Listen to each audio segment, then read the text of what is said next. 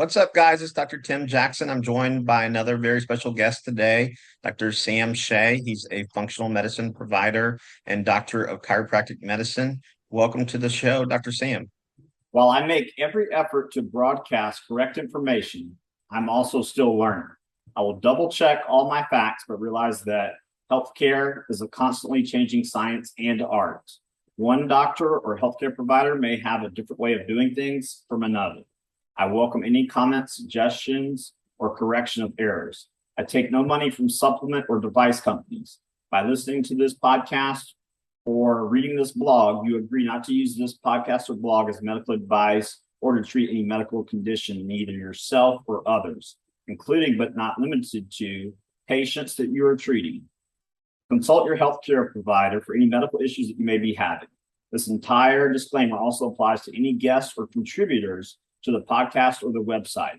Under no circumstances shall any guests or contributors to the podcast or blog or any employees, associates, or affiliates of the Boss Body podcast be responsible for damages arising from use of the podcast or the blog. This blog or podcast should not be used in any legal capacity whatsoever, including but not limited to establishing the standard of care in a legal sense or as a basis for expert witness testimony. No guarantee is given regarding the accuracy of any statements or opinions made on the podcast or the blog. Hey, it's great to be here. So tell us a little bit about your background. What inspired you to become a functional medicine provider? Absolutely. So my journey began very similarly to most people in the natural or holistic health field, was where I was deeply unwell as a child. Most people, their stories, they are personally unwell, or they had a friend or family member that was deeply unwell, or much more rarely, way more rarely, they were already in a lineage of their parents or a relative or something that was in the field, and they just took an interest in it. But that's much more rare. So I was deeply sick when I was 6 years old, had a whole bunch of stuff going on from I got Lyme disease from summer camp, severe insomnia and digestive problems, and a lot of anxiety, depression, physical pain, digestive issues, and other things from a kind of a tumultuous home life and a violent school life.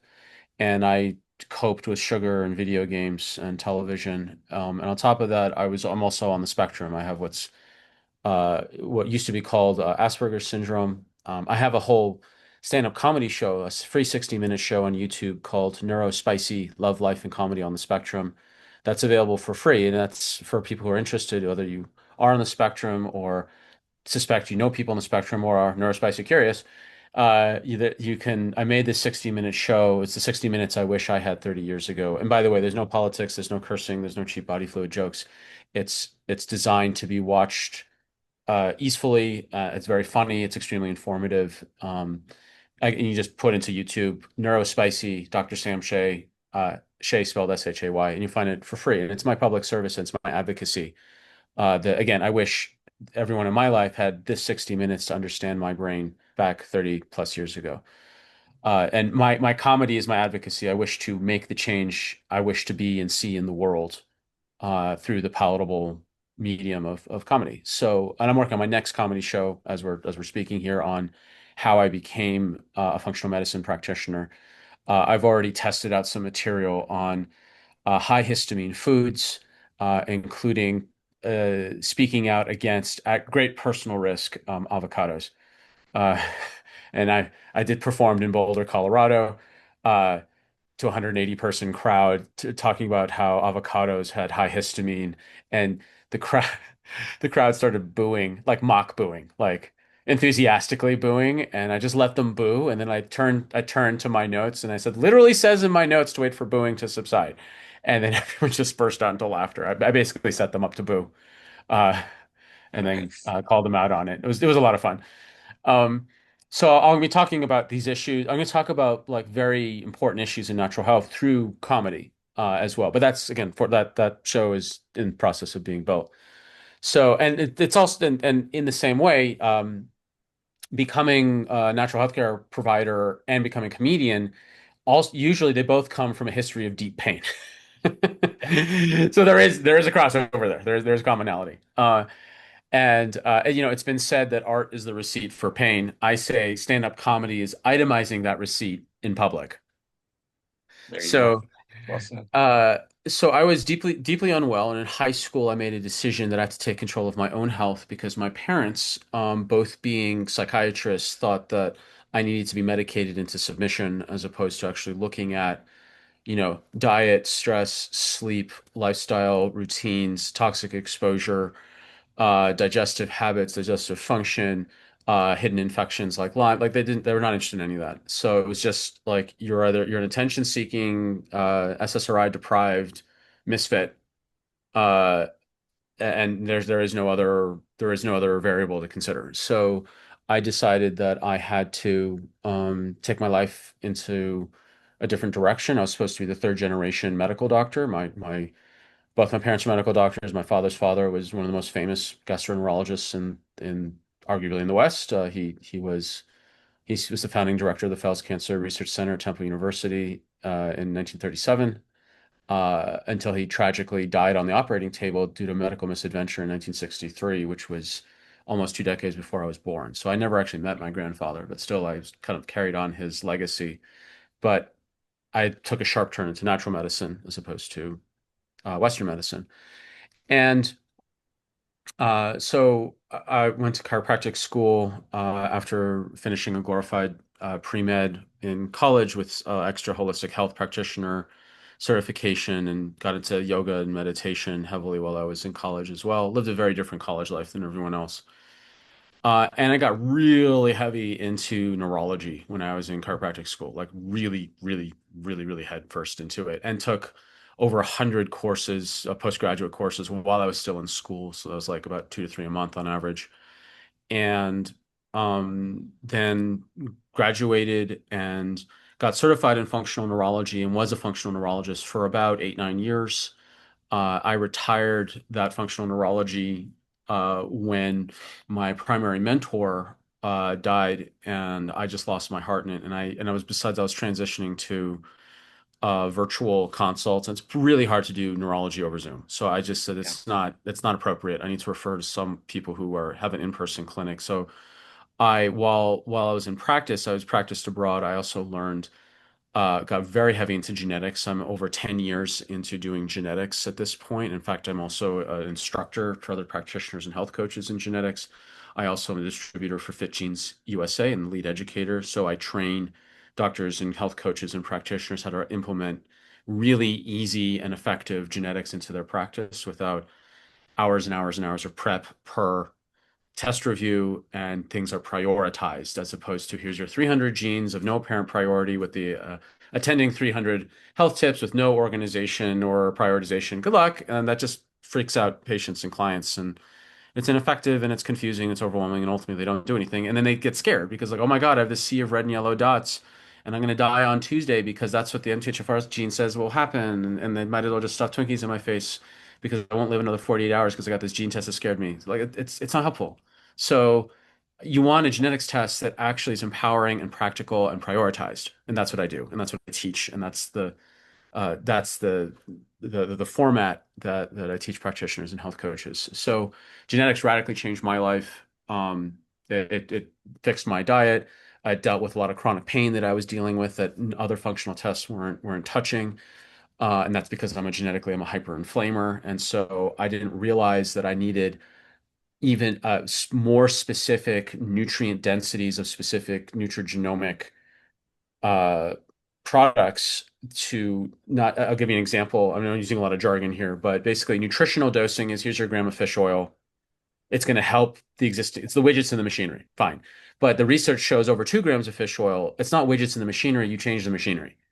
Yeah. That's nutrigenomic dosing. Nutrigenomic, you combine nutrition and genomics.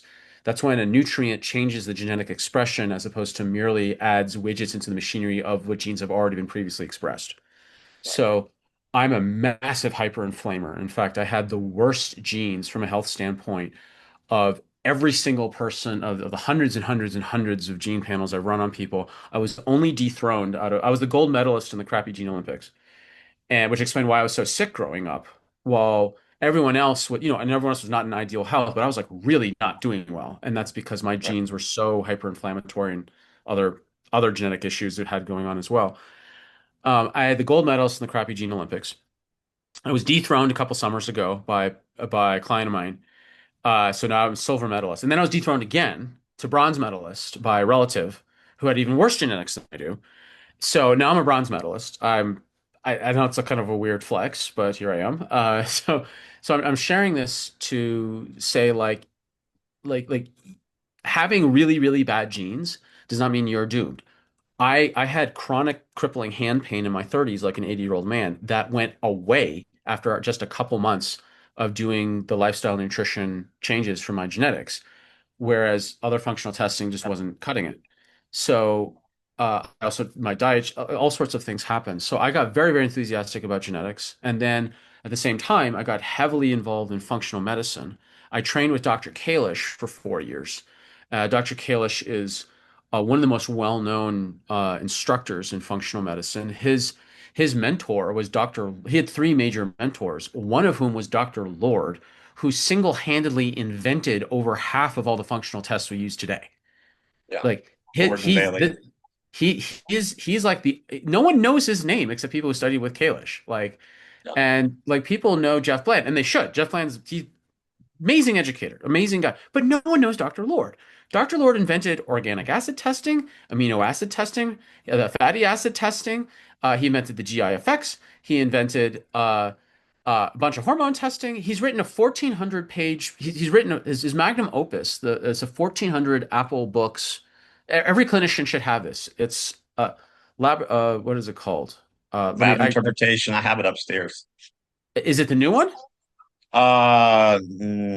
Well, no, it's from 2010. No, no, no. He updated it like a couple years ago. It's called Laboratory Guides to Health. This is 1,400 pages. Okay. Laboratory Guide, and it's searchable in Apple. That's why he put it on Apple, not a hardcover, Okay. because you can literally search for like orotate, methylmalonate, blah, blah, and it's everything. And the thing is with Apple is that he can update the citations in real time and just hit update, and then the whole thing updates. Gotcha. Okay. So his like this, yeah, I think the textbook is like for this, I don't know how much it is, but it's like a couple $100. It is literally a PhD's worth of education that you can Yeah. search in it, and I so recommend it to anyone who's interested in lab tests. Anyway, so Kalish taught Dr. Lord taught Kalish. Dr. Kalish taught me. I was lucky enough to actually learn from Dr. Lord directly when he briefly came out of retirement to teach some of the advanced cohort that I was in under Dr. Kalish. So I actually got to learn from him directly across from Zoom, which I didn't know that was even gonna be possible. So this is just as he was finishing up his book. Um, and so I uh, and in the process of studying genetics and functional medicine, I came up with several frameworks. One's called the 10 Pillars of Health, where it's the 10 different lifestyle factors that affect people. I found that people with chronic illness have a minimum of 7 pillars crumbling out of 10, and that explains why they can leapfrog from one practitioner protocol or personality their practitioner and not get results, because most practitioners, if they're honest, are really good at like 3 pillars, okay at another couple, but not good at all 10, and usually not at least 7. And so this is why people get mixed results, because they don't actually have a roadmap to understand the 10. I mean, the people talk about, oh, it's exercise, diet, sleep, and stress. Like, yeah, and there's 6 more that you're missing. So and that I developed that when working with really chronically unwell patients when I practiced abroad. And then I also realized that same template works with the aspirational biohackers and entrepreneurial enthusiasts and the life extension people, or whatever jargon you want to name they describe themselves according to the hour. Uh, you the 10 pillar model also helps people who are more aspirational in their health, as opposed to they're trying to build towards something as opposed to get out of something. But the model applies to both. Then developed a model for understanding lab testing, that there's 5 main categories of tests, which I find is very useful for any person who's in the lay public, who is trying to organize their thinking around how do I know what test to even ask about, and then they have a structure in which to ask their practitioners. Um, and then a couple other frameworks, one around addiction and a couple others. And so what my main love is education and teaching Mhm. frameworks and empowering people, whether they're practitioners, empowering them with frameworks on how to analyze and understand how to help their clients and patients, or it's the lay public to give them frameworks on how to empower themselves. So from all that, my main priority for practitioners and coaches is to help them implement genetics into their practices seamlessly and effortlessly and effectively. And then my main goal for individual clients is that they can learn the frameworks that can empower themselves. And if they want to have go deep dive a bit more, they have access to genetics testing and functional testing. Awesome. So talk about some of the functional testing that you use when people first come to you. Obviously, it varies depending on goals and history, but what are the top three? So I'll talk about the categories. So I put and you're correct. It's and the same thing. It's like based on what are they struggling with and what are their goals. Will depend because sometimes the thing that there's something I learned from Dr. Kalish. It's like the test they need is not necessarily the test they want. And sometimes the underlying quote root cause is something that's going to take a year to pull out, but they're suffering now. So it's this weird dichotomy. Like if someone's got really bad metal poisoning, you're not going to deal with that in a week or a month. That's just not a thing. So, but they're feeling crappy now. So there's this thing within practice. It's like, can you help them feel better so they build enough trust and optimism to stick around long enough to deal with the deeper underlying long-term issue? I made the mistake. I don't know about you, but I made this mistake as I am root cause, and I'm going to shove that root cause down your throat. I don't care how much you're suffering, because we're going to do the root cause, Yeah. and because that's what a real and Dr. Kalish is like, what are you doing? They're suffering. They're not interested in root cause unless they have a very special type of training. They just want to feel better. Get them feeling better as quickly as you can, even if it's not, quote, root cause, Right. but so that they can trust you to then deal with the root cause and they also feel better during the journey. And I was like, oh, that is way more compassionate and logical and less about me. Because let's be honest, like the root cause flag waving is a lot can be is a little covert arrogance on the part of, look at me and how holistic and natural and amazing I am because I'm smarter than all the other clinicians. And like it's arrogance. Yeah. People are suffering. Help them stop suffering, short and long term. Right. And that, I mean, right? Like it's just kind. So in terms of testing, there's all these different variables that we're considering. So when I look at five categories of testing, hormones, gut, mitochondria, which includes bloods and irons and like blood sugar metabolism, like I just that entire metabolic thing, but I call mitochondria. Then gut, hormones, mitochondria, uh, the weird stuff, metals, mold, Lyme, environmental toxins, other infections, and genetics. Those are the five. And then underneath each of those five, there's roughly three different subtests underneath that. So for gut testing, you've got like the macro gut tests, and you've got GI map, GI 360, GI effects, uh, gut. There's like a CDSA and like one other. Then you've got food intolerance testing, and then you got SIBO testing. Those are the three subcategories of gut testing. Under Okay. hormone testing, you've got sex hormones, thyroid hormones, adrenal hormones. Those are the big three. And you can stick melatonin under the sex hormones because most people run a Dutch test and melatonin's put in there. You can also get melatonin off the adrenal test if you want. Right. Then you've got mitochondria testing. Big debate over what's the best mitochondria test. Genova has disallowed further access to the ion panel, which was the one Dr. Lord invented. Unless you're only grandfathered in to get the ion panel, but you can get the Nutraval or the metabolomics, which is urine in a blood spot as opposed to urine in a blood draw, because they developed that over COVID because a lot of people didn't want to go to a clinic to get a draw, so they developed the blood spot test. You get obviously fewer metabolites, but to their credit, that's kind of clever. Yeah. Urine, blood spot test at home. It's easier. It's fewer metabolites for sure, but mm, it's easier. So to their credit. Right. You got a diagnostic solutions lab that has their Omex, which is a combo of either urine or urine blood to check the organic acid amino acids. And what's interesting is, the urine is obviously the easiest one to do. And it's fascinating to see the research develop to see how close the urine amino acids match the blood amino acids. It's not 100%, but it's pretty close. So I'm more and more confident that the urine, just from a practical point of view, is just much easier for people to go out and get a blood draw. Right. But the blood amino acids are more accurate and have way more research behind them just simply because they've been around longer. There's also other companies have the oat test or just the urine portion, and then there's the Nutristat, which was originally developed in Australia. That's the largest mitochondria test on the planet. I'm aware it's over 240 metabolites. I know because I helped design it in the latter stages of it. I was called in at the end to ask like, what are we missing here? And I was like, about 30 things. So here's what I would add to it, and they did. Um, so that one's a chunky that's a big test. That's massive. You looked at the mitome test? Not yet. It's on my docket. But there's other tests coming out all the time. I'm Yeah. just naming the big ones that have been around. The Nutristats, I think the newest one next to the OMX, at least in my orbit, and I'm sure Yeah. I'm missing a couple.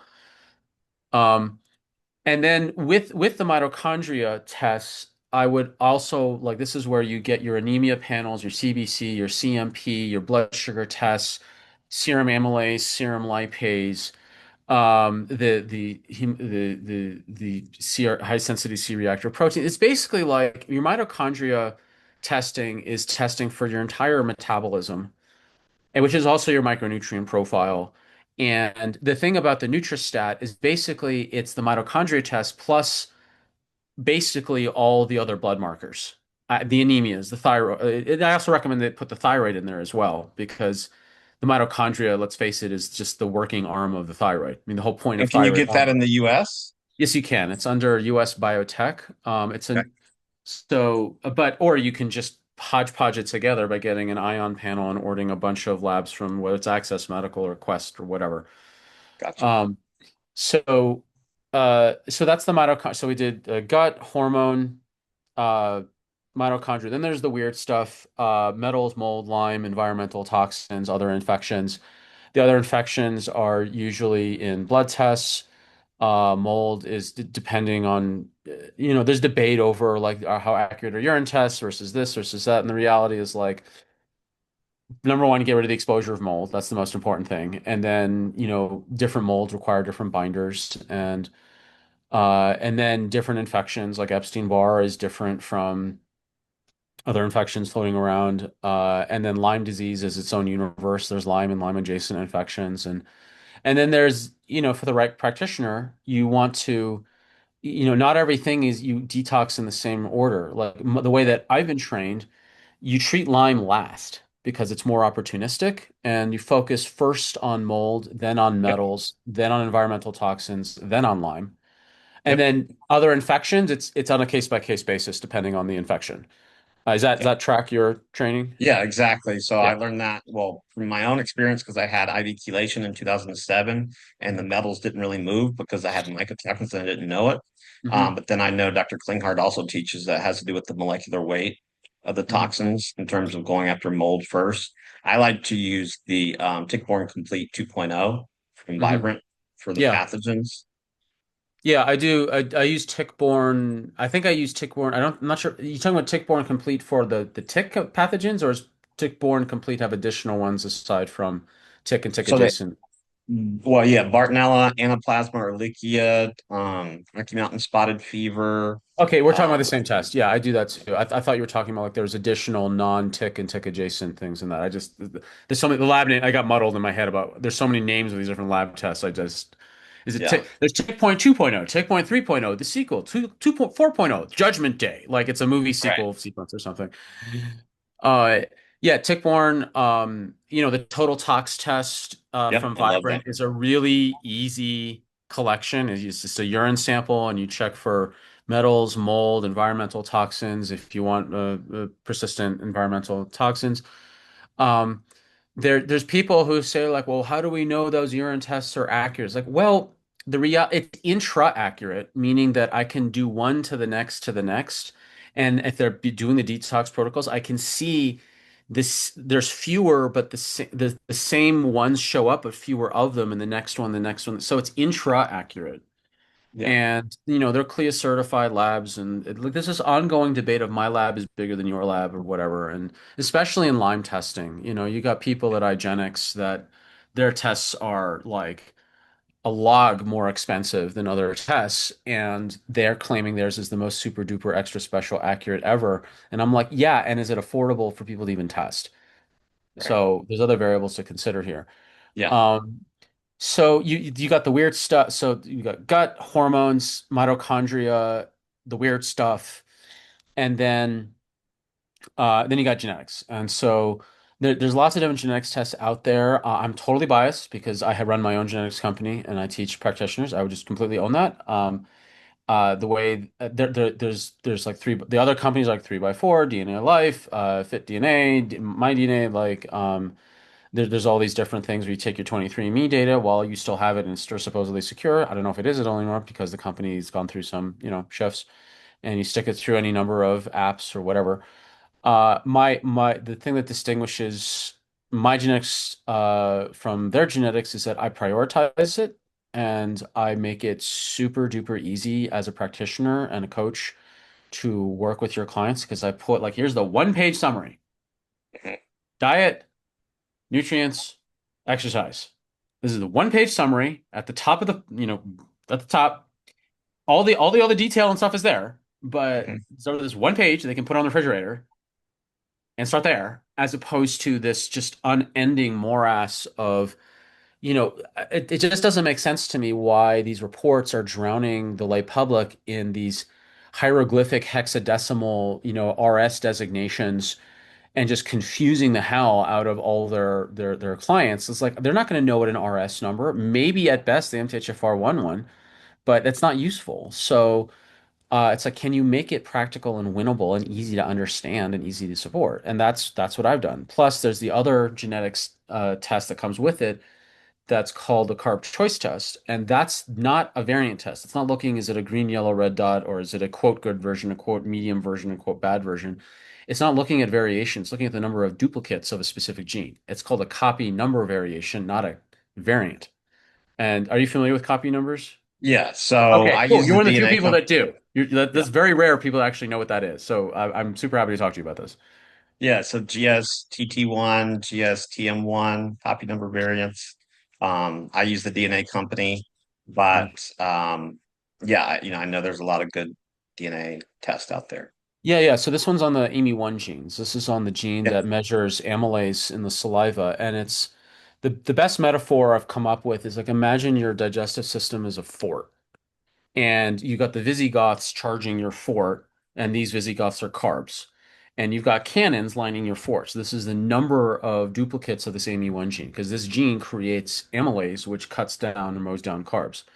So if I would rather have now the variation. People can have variations of this gene, but they also have duplicates. But AMY1 gene is one of the few genes where the variation between green, yellow, red dot is actually trivial.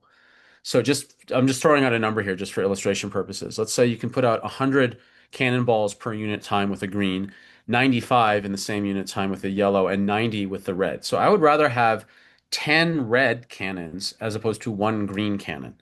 That's the difference between 100 and 900 cannonballs going out at the same unit of time.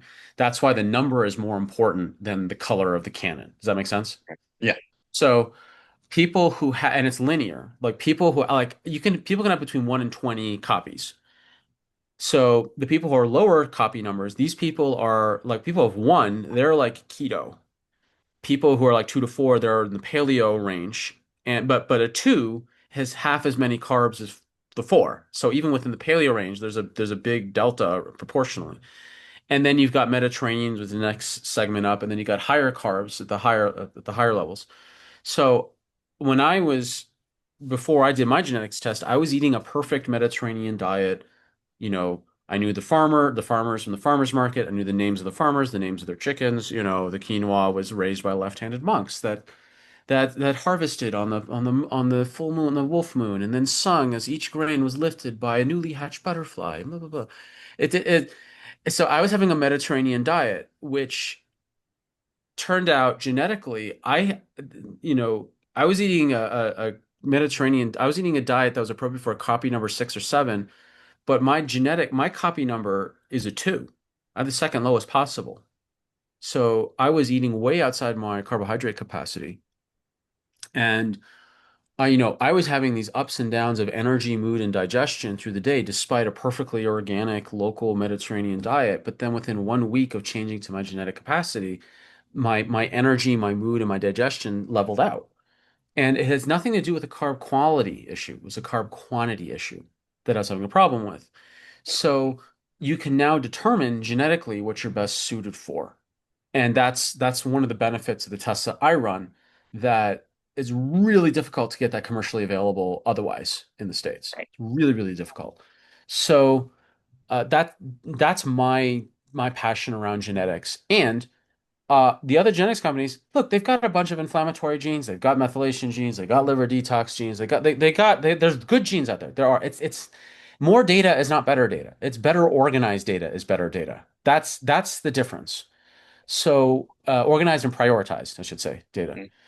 So those are the 5 major categories of tests. And then, as we mentioned in the beginning, based on what they're struggling with, what their goals are, and the reality of their timeline, like, is this a root cause thing that's going to take a year, or is it they're just suffering right now with some acute inflammatory thing that's going to take just a couple months, like, or is it both? And you just need to do something to make them feel better that's genuinely helping them. You're not band-aiding it, but you're not necessarily dealing with the root cause. You're helping them feel better so they can stay the longer course to deal with the root cause. Mhm. So, in general, like think people with amino acid imbalances, those can generally be rebalanced faster than say heavy metal toxicity, Right. because that's you can replenish amino acids way faster than pulling out heavy metals that are distributed in fat tissue and in the brain. You deal with titration gradients and all. Look, I've listened. I mean, there were some tapes from Dr. Klinghardt I listened to 20 years ago that I just listened to on repeat. And I learned more about heavy metal detox in those tapes, actual tapes, not CDs, than an entire class on toxicology. Right. So, but it takes time. It takes time. And then, of course, you got the emotions behind it all as well. And, that famous experiment where he triggered people emotionally, intentionally, and then gave them, I think it was DMPS, and he was able to pull out almost a gram of mercury from um, what was it? It was uh, the the plexus. I think he injected The directly choroid into, plexus. yeah, I think he developed directly into the plexus, and he pulled out a freaking gram almost of mercury, which was Oh, wow. freak. Um, so uh anyway, my so that those are the labs. Gut, hormone, mitochondria, weird stuff, genetics. Okay. And what is your favorite test? I know you said you use Tick-Borne Complete 2.0. What other tests you use for So pathogens? my favorites are so from a gut standpoint, I generally do a GI map, and I don't really do food intolerance testing that much because what I learned from Dr. Kalish is that you don't know if the food intolerance testing is from a genuine food intolerance or if their gut is so inflamed and irritated that any trivial food is going to cause an immune reaction just because the gut's infected and or inflamed or just irritated and it's just hyperreactive. Yeah. So, and the thing I don't like about food intolerance testing is like you either can get people like everything is reactive and so like oh they're reduced to like broccoli and chicken and they're freaking out, which doesn't make any anthropological sense. We're one of the reasons we're so successful as a species that we have a massive variety available to us for foodstuffs. So if someone's like reactive to everything, they're not reactive to everything. They just have a gut that is so damaged that they need to heal their gut anyway. So you've wasted their money and you freaked them out. Now, some people would say, well, it's good to eat only the non-reactive things while you're in the gut. And there's merit to that, but then I could have invested the money that they spent on the food intolerance test on other things, Right. like stuff to help calm down their gut. Or you get a test back where there's no reaction, and because their immune system is so screwed up that they can't even generate enough antibodies to create the reaction. So they're like, well, I Right. just wasted this money because it says I'm not, it says I'm fine, but I don't feel fine. I'm like, okay, well, that's because of number, I mean, like, and you have to like excuse the lab. It's awkward. And so like the best possible outcome is you run a food intolerance test and there's like a dozen things they shouldn't eat and everything else is fine. And they're like, yeah, I can stop eating those 12 things. Like that is not every time you do that. That's like 1 in 10 that happens. Yeah. So I don't like running those things because honestly the bigger gut tests are more important. And then SIBO testing is just case by case, but even then it's like you do a SIBO test, but I would never do a SIBO test without doing a bigger gut test first anyway. So I run a GI map. It's the easiest when I teach other doctors how to run gut tests. I made a grid comparing the big four tests. And I like the GI map because it's 1 day and it's Yeah. really straightforward and it's got a really good panel for H. pylori and protozoa and worms and bad bacteria. And their beneficial bacteria is expanded a lot. GI Effects Yeah. has a better one, but it's growing, and their gut markers are really good, like in gut immune intestinal health and all that is really good. I did 3 day gut testing for about, I don't know, almost a year. I was really gung ho. It has to be a 3 day poop test because I was like, we're gonna do this right. It's in that root cause hysteria period. Yeah. And the reality is that only one time ever did a 3 day stool test reveal something extra that I wouldn't have caught in a 1 day. Only one time ever. And most of the time, people hated the 3 day stool test because it was arduous, it was awkward, and people who were constipated would freak out because they wouldn't be able to get 3 days in a row. And then they have to wait, and they wouldn't do the test. And it just became, and it's just like, this is not practical. If they're not going to do the test, I don't care how perfect the test is. An incomplete, perfect test is still an incomplete test. So I just went back to 1 day and we're done. Um, so that's the gut test. With the hormone testing, I like Access Medical's thyroid panel. I used to use Genova's until I think I figured out that they were just outsourcing to Access Medical anyway and tripling the price. Yeah. So I just use the Access Medical. I do have a spreadsheet where I convert the units in the thyroid to the ones that are common that for the IFM, for the functional medicine optimal ranges. So that's the problem with Oh, thyroid testing is that every lab and every country has different units they use for the same blood of the same metabolites and like it is just pick one. Just pick one. Pick one, please. Like we don't need nanograms per deciliter over here and millimoles per liter. Like it's stupid. Just pick one common thing. And I yeah. think it's just the arrogance and the egotism of some scientists who wanted to make their special little number so anyway, I had to take the numbers and put it through a spreadsheet that I output into an algorithm to convert it all. And I actually have several spreadsheets depending on the lab and depending on the country to do the conversions. It's super annoying, but we have software now and to do that all conversion. And um, so I use the Access Medical Thyroids if I really need something with the heavy metals as well. Specifically, I'll use ZRT Labs that they also have some of the specific heavy metals that affect the thyroid in a more specific way. I will you have to like tack on iodine separately with some of these labs. Um, then for hormone testing, I just use Dutch Plus. I want to get the adrenals. I mean, I get the adrenals and the sex hormones in the Dutch Plus. That's what I do. I like the cortisol awakening response, the extra test 30 minutes after you wake from the adrenals. And I like the Dutch Plus readout for the sex hormones. You know, there's not one type of estrogen, there's actually like seven, Yeah. and they have different egresses, and you want to see the whole pathway from pregnenolone down to DHEA and the metabolites there, testosterone, estrogen, blah, blah, blah. It has melatonin as well. So I feel like Dutch Plus and thyroid, you got all of it. You got all the hormones and you're done. Yeah. I don't really look at the organic acids of the Dutch Plus. I feel like Dutch is a hormone company cosplaying as an organic acids company.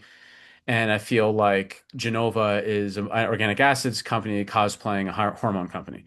So I don't, so I pick one for the other, and one Right. not the other, depending on what I need. And I've done side by side comparisons on myself, where I did a Dutch urine collection and Mhm. the ion panel urine collection on the same day, same collection, same Mhm. urine, and some of the markers were radically different.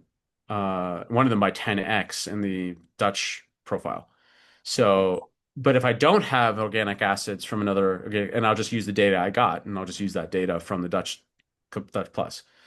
I prefer to use it from the ion panel though. So, Right. then for mitochondria, I prefer the ion panel. I still get to use it because I'm grandfathered in. If I'm abroad, if I'm working with someone abroad, like in New Zealand, where I used to practice, or in person over there, I use the Nutristat because the ion's no longer available. And by the way, I'm the reason why the ion's no longer available. Because what happened is that the shipping of the blood from the ion from New Zealand, Australia over to the US, the amino acid vials decayed 3 patients in a row, and blood draws in New Zealand are not easy or cheap to get. And it was a Right. huge hassle and a pain. And after the third one, I sent an email to Genova, the pathology lab in Australia and in New Zealand, with the big subject line, fix this in capital letters. This is the third patient that has like, you need to fix this. Yeah. And so then after a lot of back and forth, Nutripath in Australia decided to no longer carry Genova and develop their own test, which became the Nutristat. So that's the hist. I strangely enough am responsible in part for the creation of the Nutristat because I was so irate at the mishandling of the international shipment of the bloods for the ion panel. So you're welcome, I guess. I don't know. Yeah, there you Uh, go. didn't realize you didn't think you'd get a laboratory history lesson here on the No, I didn't. internecine politics of the lab companies. So the Nutristat, what does it run in the US? What does it run? It's available. I mean, when No, you say like cost, price wise. it varies. It depends on how many extras you tack onto it. So I don't remember exactly, but it's something like 450 to 650-ish for the practitioners. And then depending on whatever your state laws allow, how much you add on for interpretation or otherwise. But it depends on what you add on to it. And again, those numbers may be not, and the prices of, and it's the beginning of the year, so they may have increased their pricing because it's the beginning of the year. So I don't actually fully know.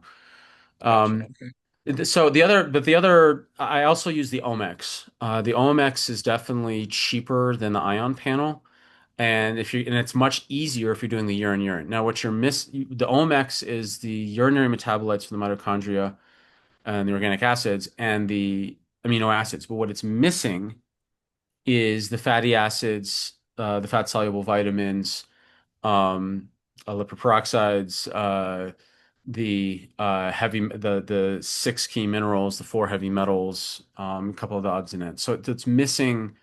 It's missing a couple things, but it's got the core organic acid liver markers and biome markers, and it's got the amino acids. Okay. Uh, but it's about half, not exactly, it's about half price to the ion panel. For the weird stuff, Tick-Borne 2.0, Total Tox. I also do the trimmercury test from Quicksilver, depending on Mhm. if how like dentists, I would just go straight, just do not pass go, go straight to trimmercury test, the end. And I will combine it with the blood metals panel as well from Quicksilver. Trimmercury test is, I think, is excellent for mercury. I think it's the best one out there. Yeah. For mold, there's a Total Tox. There's other mold panels out there, but I find the Total Tox is you get basically everything, Yeah. and you can do tick-borne from the same company. It's just convenient for the Yep. patient client. And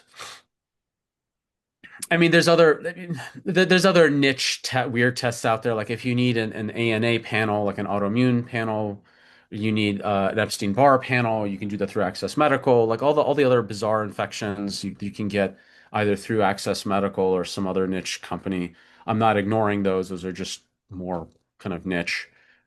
And then the genetics we already talked about. Mine Fit Genes USA. That's for doctors and coaches if they want to sign up to learn how to do it themselves. Otherwise, my website, drsamshay.com, and then you hit DNA decoded, and that's where people can get their own genetics tests. So yeah, those are the companies that I use. And so you obviously had a lot of experience. What's two things you know today you wish you would have known 10 years ago? Um, the I mean, it was 10 years ago I found out about genetics. So the genetics testing. The other is how to take mold much more seriously Yeah. than people really like. I'm dealing with mold detox because my last apartment was moldy and it almost destroyed me. And Yeah. I only found out that I had mold poisoning because like symptomatically, like I was just getting more and more exhausted. I had to take 2 naps a day and I was getting really moody. And my brain was getting super foggy. And then the thing that really freaked me out is that I was working out more, but losing muscle mass. Yeah. I was actually losing weight. I was like, what in the world is going on? So I ran an Omex test just to get a quick, like, I'm losing, like, clearly there's an amino acid thing going on and something like my mitochondria. I just want something quick, just, you know, and my mitochondria were dying and my amino acids were horribly low, despite taking over 200 grams of protein a day. I was having first quintile or lower across the majority of amino acids, which makes no sense unless, and my mitochondria were in retraction. This is a term Dr. Lord figured out in the literature where your mitochondria, like the urine test for mitochondria, you can't stick a needle into a mitochondria and check its pulse. That's not a thing. But you're depending on who you ask, you up to 10% of your body weight are mitochondria. So when you're checking the urine, it's the equivalent of doing an emissions test on your car. You can figure out a lot about the health of the car by the emissions test. Your urine is the emissions test of how is the car working, in this case, your mitochondria.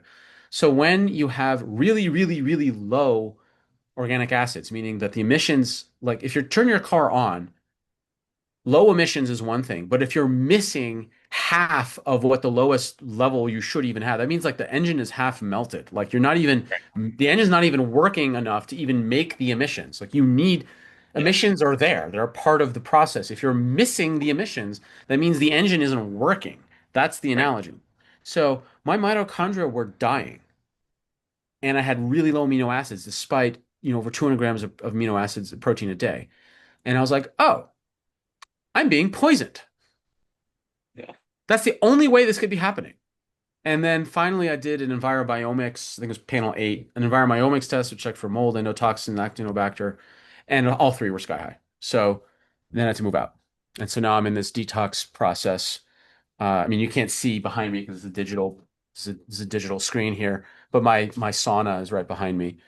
Um, and I'll spare you I mean, mold poison. I mean, as you know, that's like an hour or 10 conversation Oh yeah. on how to detox mold. But like I even got the neuroquant and I had 5 regions of my brain had atrophied. And it would have followed the actinobacter and endotoxin profile from that. And it's like it's done a lot of damage. And so now I'm in this, I'm 8, 9 months into this. And I'm feeling better, but I'm not out of the woods. Um, Are you doing VIP nasal spray I am. and okay, Yeah, I gotcha. am.